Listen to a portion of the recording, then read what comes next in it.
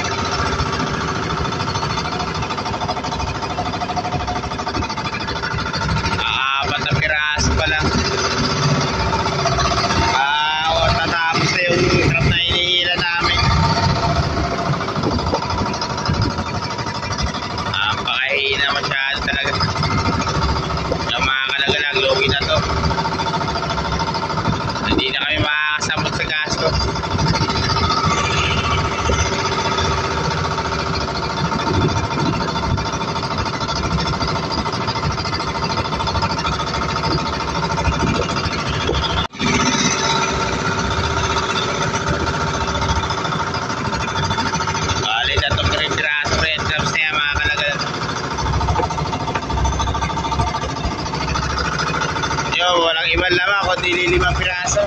2 blue crabs at saka 3 pirasong red crabs.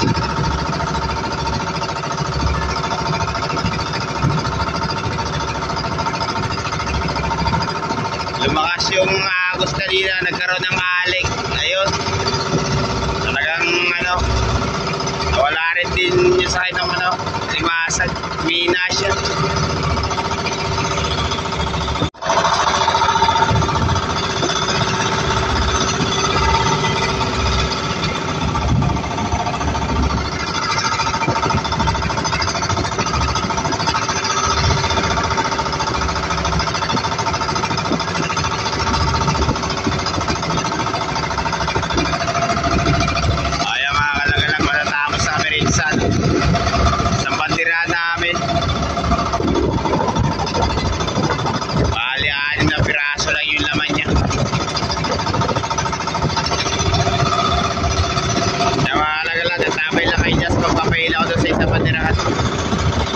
Hindi ko natatapusin to kasi napakahina naman ang laman. Wala talaga.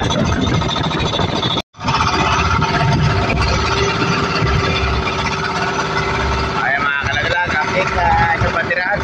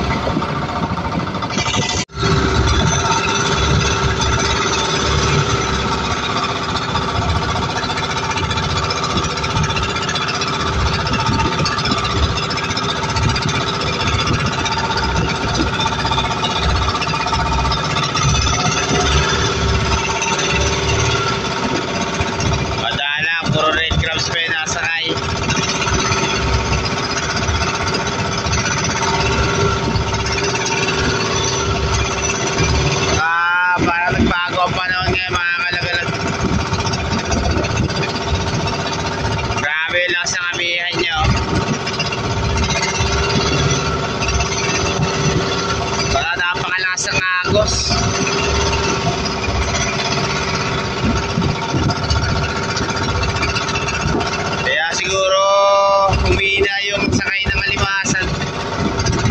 Buwan ng napakalakas ng agos. Kaninang umaga pa yan mga kalagalag, hindi nagbabago yung lasang agos niya.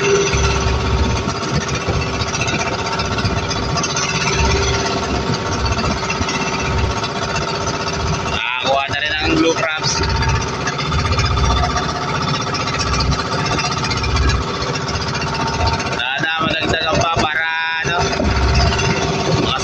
Sa lugin o yung sa gasos na pinanggasos namin kanina.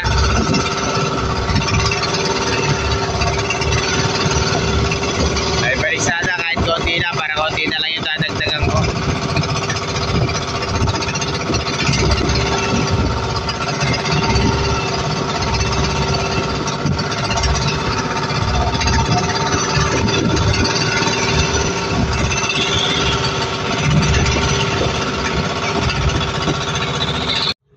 Ayun mga kalagalag, bumara muna kami rito sa lugar ng hulugan. Magbebenta kami ng red crabs. Yung 2 bandirahan namin, napakahina talaga ng ano. Ang huli namin, 3 kilo lang. Nalugi pa. Malaman pa yung ano. Ano ba sa palagay mo? Lugi talaga.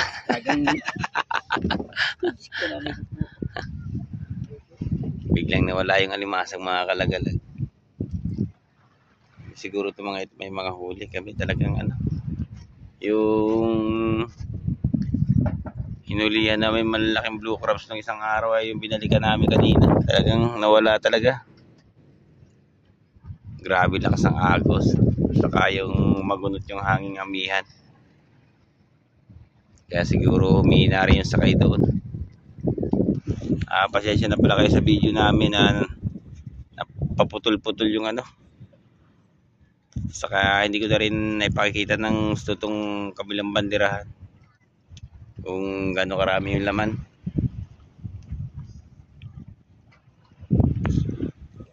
Hintayin natin mga kalagalag yung ano, yung pagbebentahan ng ilang pirasong red crabs namin, kung magkano yun. Kasi nasa 9 na piraso lang siguro. Kaya pag ito panguhuli mga kalagalag, nakakatamad ng lumaot. Nakakapangamba na baka malugi pa. Buti kong pare ko, walang iniintindi dito. Pare! Pero hindi na ka nakakausap amin eh. Hindi na raw siya nakakauwi. Nakakalaglag, sa bangka na ako natutulog. Mag-amat-amat pa kami na ano, lumabas yung alimasag mga kalagalag. Ayun, hintayin natin yung ano, yung kung magkano pagbibilan ng aming ano, ilang pirasong red crabs. Baka may sama na rin namin sa gastos.